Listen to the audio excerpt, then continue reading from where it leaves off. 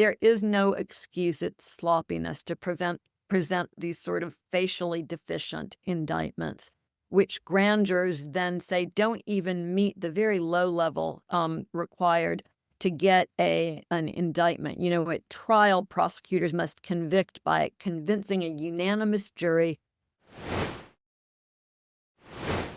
There was a word in this story that I read again from the Associated Press out of Illinois. A special grand jury has indicted a Democratic congressional candidate alongside other protesters who allegedly blocked vehicles outside a federal immigration facility in Illinois. Puts her in the same category with perhaps Comey and Letitia James as someone being targeted perhaps as much for politics and a potential enemy of administration policy as for anything she may or may not have done. What is a special grand jury, and what does it do that an ordinary grand jury might not? Yeah, so Abu Ghazali is Palestinian. She has been a protester. She has been clear in her views about this administration. And she was charged with conspiracy to commit violence and interference with federal agents, which is certainly overblown given what's known publicly about the facts. The allegations, even if you take everything the government says at face value, is that cars being driven by federal agents were forced to move slowly. Perhaps she may have put graffiti on a vehicle. It's the sort of thing that in normal times you would expect a federal prosecutor to look at and say, this is really awful. And it's also not a federal felony. Maybe it's state prosecution. Maybe she has to have a conversation with somebody about her conduct. This is just not a federal felony.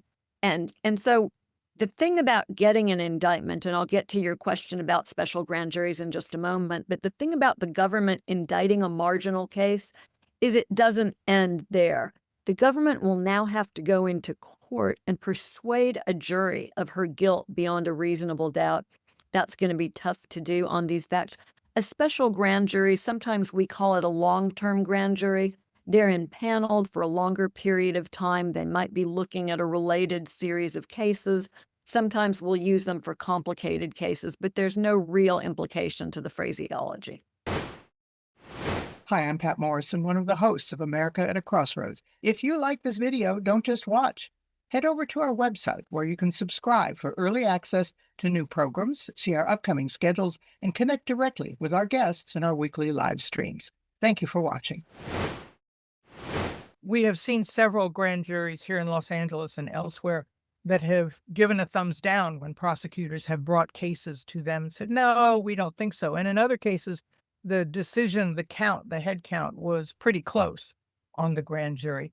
Is there really that sense of a citizen power on a grand jury, a federal grand jury, that we've been seeing exercised perhaps more lately because of the publicity than we know about, or more than usual?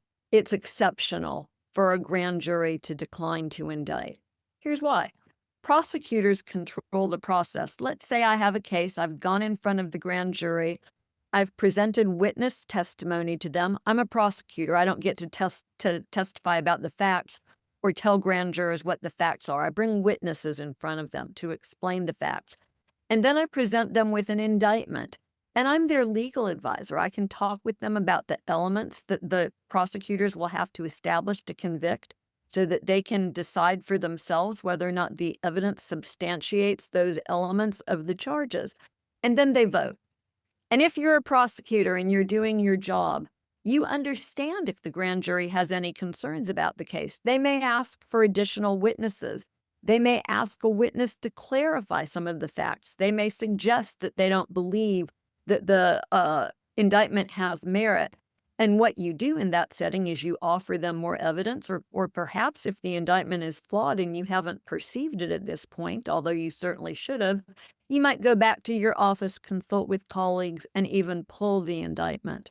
There is no excuse. It's sloppiness to present these sort of facially deficient indictments, which grand jurors then say don't even meet the very low level required to get an indictment. At trial, prosecutors must convict by convincing a unanimous jury of guilt beyond a reasonable doubt.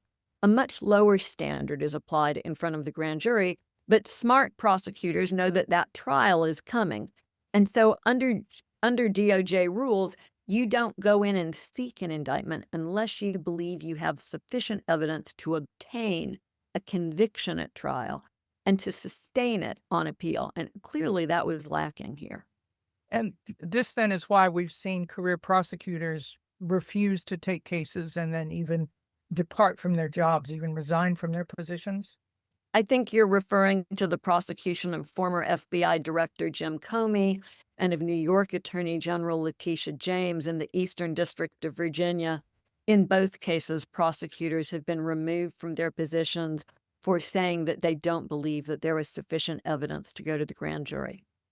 Is it sloppy? I mean, obviously there may be the political motivation, but then is it sloppy and ill-considered to bring in someone like, I think her name is Lindsay Hannigan. Hannigan, is that right?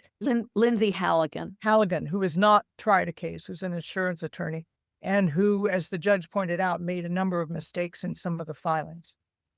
Well, Halligan has never been a prosecutor.